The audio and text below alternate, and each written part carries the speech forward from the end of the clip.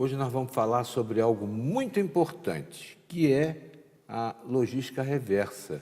Você compra um material e depois não sabe como fazer o descarte, ou faz o descarte e alguém que vai lá manipular aquele lixo acaba trazendo um sério problema para si e para a coletividade. Nós estamos recebendo aqui Miroslava Hamzraguic. Sim, obrigada, Tudo bom bem? dia, Uma tudo satisfação bem? muito grande tê-la conosco. Da mesma forma. É doutora em engenharia da produção. Isso, doutora em engenharia de E produção. vai nos falar aí sobre essa situação, né? Pois não. Porque é tudo muito bonito, a gente pega o celular, aí depois joga fora o celular, né? É, o descarte desses produtos, não vê né? a Não tem... gravidade que é, né? Então, o consumo e o descarte. A logística reversa, ela é um conjunto de atividades que tem um cunho econômico e social. E faz com que esses materiais que são descartados, eles tenham mais importância, ou seja, seja agregado valor a esses materiais no retorno desses materiais dentro das cadeias produtivas, da própria cadeia produtiva ou de outra cadeia produtiva. Eu vou explicar um pouquinho melhor.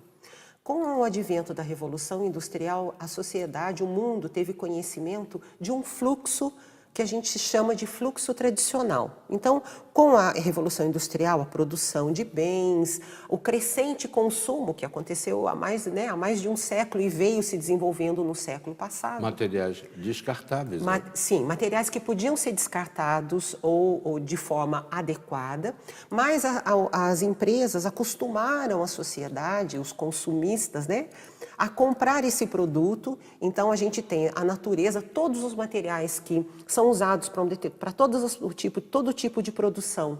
Eles são materiais oriundos de elementos da natureza. Então, nós fomos na natureza, tiramos esses materiais, fizemos a nossa matéria-prima, produzimos o nosso bem, repassamos isso para uma outra fábrica, um outro cliente, e vendemos isso para um consumidor, que somos nós. E nós consumimos esse produto e daí para onde vai? Natureza.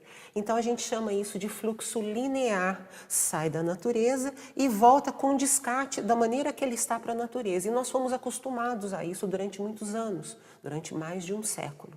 No final do século passado, com alguns acidentes, né, alguns acontecimentos graves de contaminação, com resíduos que continham produtos químicos graves, nós vimos discussões sobre quantidade de lixos domésticos, que hoje nós temos a sociedade consumindo muito. Então, o lixo doméstico, junto com o resíduo industrial, ele é extremamente... É um problema muito grande para todo mundo.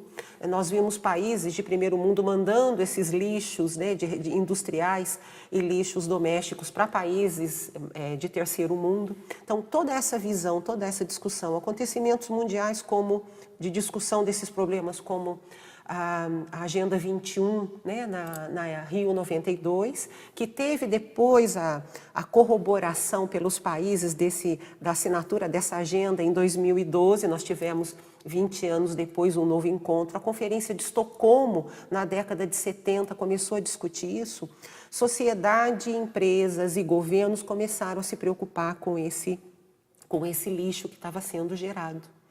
E discutir exatamente o impacto de tudo isso no clima e tentar minimizar ou evitar todos esses transtornos climáticos que nós estamos vivendo agora. Só para fazer aqui um lembrete, né, quem está nos assistindo, o risco que está na atividade de reciclagem no momento de manipulação desse lixo, né? Eu me recordo de um acidente gravíssimo que houve no estado de Goiás. Isso. Que foi o pessoal mexendo num equipamento de dentista que estava lançado no lixo, quer dizer, não houve o cuidado de quem lançou no lixo, nem de quem recebeu esse lixo. Sim, nem poderia. E os manipuladores acharam bonito um pozinho amarelo que tinha ali naquela... E começaram a manipular. E começaram a manipular aquilo tal, parará. Houve uma radiação profunda, né, em toda a população.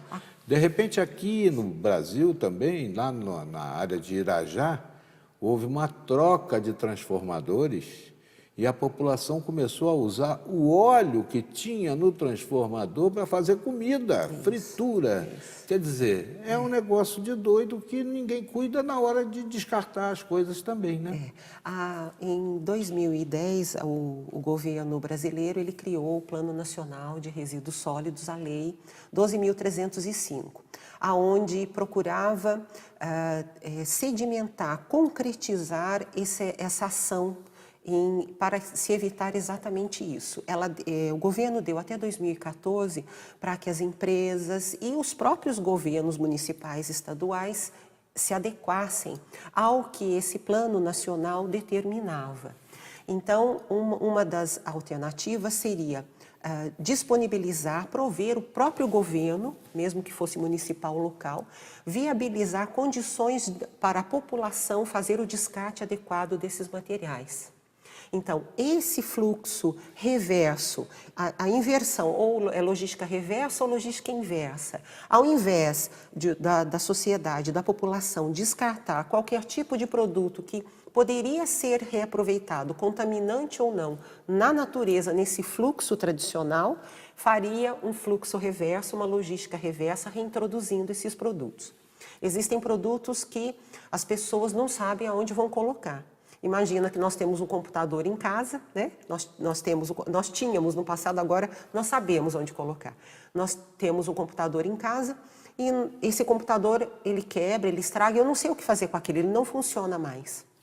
Uma vez matéria, sempre matéria. Fazemos, então, um exemplo recente.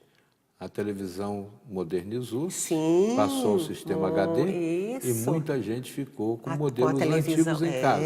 Tem gente que joga no lixo assim à vontade. Tem outros que se preocupam em fazer o descarte, porque ali tem também substâncias que são preocupantes. Além daquilo... No tubo de imagem tem lá. Sim, tem compostos. Gama, uma situação de coisa. Tem o próprio vidro, o tratamento da tela de vidro, ele tem um tratamento especial, também com produto químico. Como a luz fria também tem. Tem criança que pega a luz fria e faz moído para soltar pipa. Isso. Não está vendo o risco que é um corte daquilo ali.